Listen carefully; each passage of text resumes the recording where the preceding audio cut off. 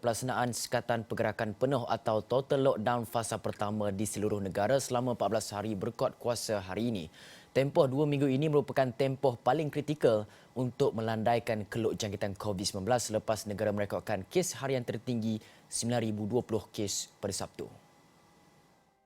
Sehubungan itu, rakyat diseru terus patuh kepada prosedur operasi standard SOP yang ditetapkan, kekal di kediaman masing-masing dan hanya keluar untuk urusan penting.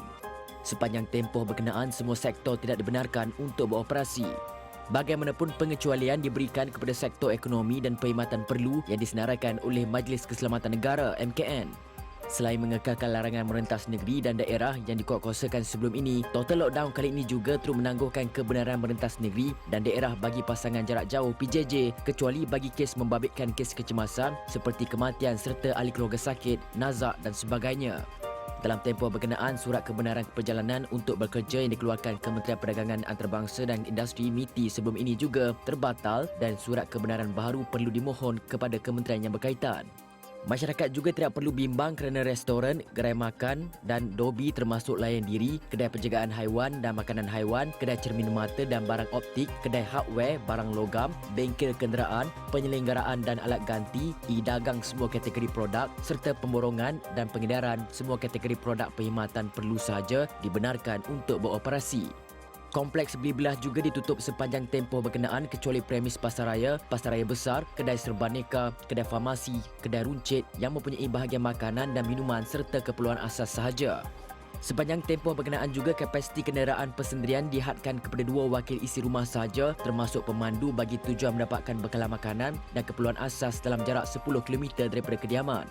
Manakala bagi tujuan kesihatan dan perubatan pula, kapasiti maksimum yang dibenarkan hanya 3 orang termasuk pesakit. Selain itu, Taman Asuhan Kanak-kanak Taska, Taman Didikan Kanak-kanak Tadika dan Taman Bimbingan Kanak-kanak Tabika swasta di sekolah swasta, antarabangsa dan ekspatriat serta pusat perkembangan minda bagi kanak-kanak berusia 4 hingga 6 tahun dibenarkan beroperasi untuk petugas baris hadapan serta ibu bapa yang kedua-duanya bekerja. Kerajaan juga akan melaksanakan lockdown fasa kedua yang akan membenarkan pembukaan semula beberapa sektor ekonomi yang tidak melibatkan perhimpunan yang besar serta boleh mematuhi penjarakan fizikal sekiranya fasa pertama berjaya mengurangkan kes harian COVID-19. Fasa kedua berkenaan akan dilaksanakan untuk tempoh 4 minggu selepas fasa pertama berakhir dan fasa ketiga ialah melaksanakan Perintah Kawal Pergerakan PKP yang dikuatkuasakan sebelum ini. Sementara itu, PDRM akan mengadakan 800 sekatan jalan raya SJR di seluruh negara berbanding 600 sebelum ini.